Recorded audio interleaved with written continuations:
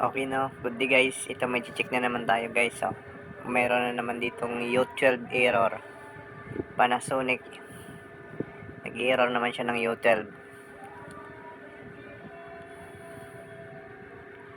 Kaya gagawin natin, buksan natin tong top cover na to. Yan, no, pag akmang mag-i-spin na siya, nag-U12 na siya, lumalabas na yung U12 error. Okay, bunutin muna natin. Buksan natin tong pinaka, yun, wala nang screw pala guys.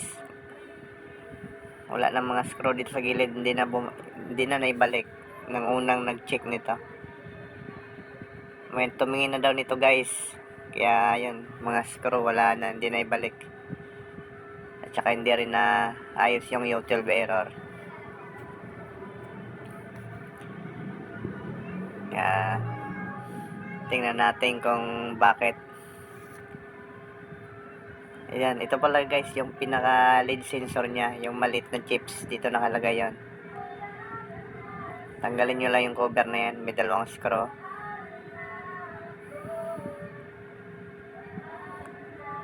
Yan yun, oh, yan yung chips na yan. Yan para sa door sensor. Tingnan natin, pakang malinis pa naman siya. Wala siyang basa-basa. At tingin namin, nilinis na ito ng unang gumawa. Nilinis lang nila, hindi nila napalitan siguro. Kaya ganun pa rin. Kaya gagawin natin, palitan natin ng bago. Baka kasi may iba pang dahilan eh. Baka goods pa talaga yon. Baka may puto lang ng wire. Kaya ito muna unahin natin. Kung ayaw niya pa rin mawala yung U12, magkuhan tayo sa mga wire, focus tayo sa mga wire, wiring.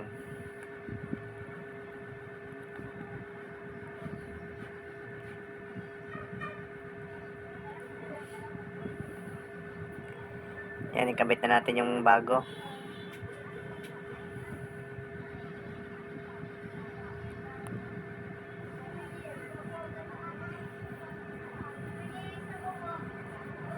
Ayos lang natin pagkabit para hindi siya maluwag.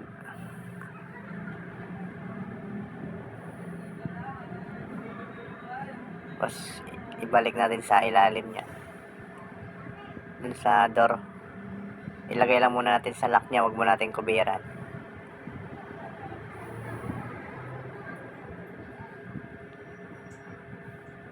Tapos iti-testing natin sa spin. Tingnan natin kung okay na siya.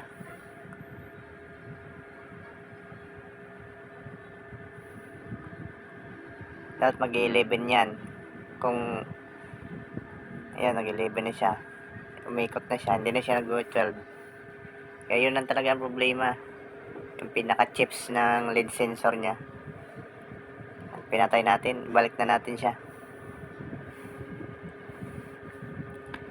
i-fix na natin. Yung mga walang cover pala na mga ganyan guys, kami nilalagyan namin yan ng stick glue para kahit pa paano tumagal man lang, makubiran man lang siya ng mga moist or mga bula-bula, nagmo-moist na mga bula. Isa kasi naabot ng bulayan, kaya yun ang dahilan. Kaya lagyan natin ng cover guys, yung mga walang cover. Pero meron din naman ganyan guys na may cover, lang bibihira makakuha.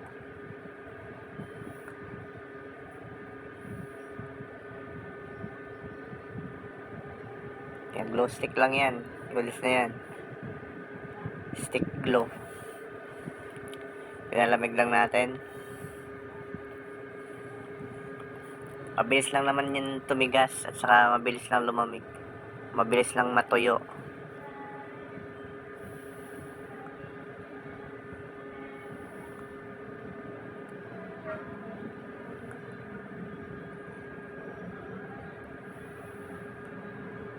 Yan, tuyo na siya, ibalik na natin siya. Balik na natin dun sa lagayan.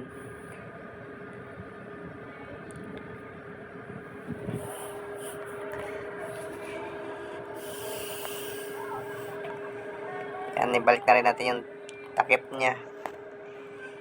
Subscribe nyo pala yung YouTube channel guys, para tapos pindutin yung notification bell para updated kayo sa mga videos na ilalabas natin. Ayan, lagyan yung dalawang screw.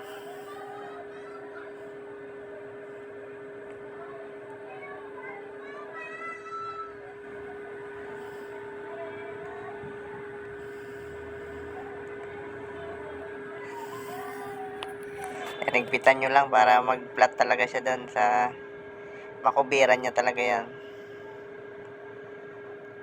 Okay na.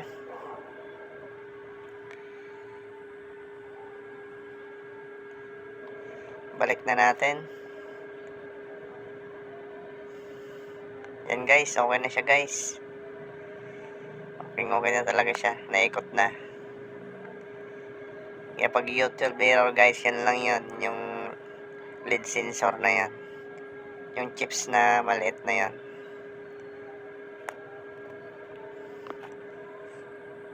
Okay.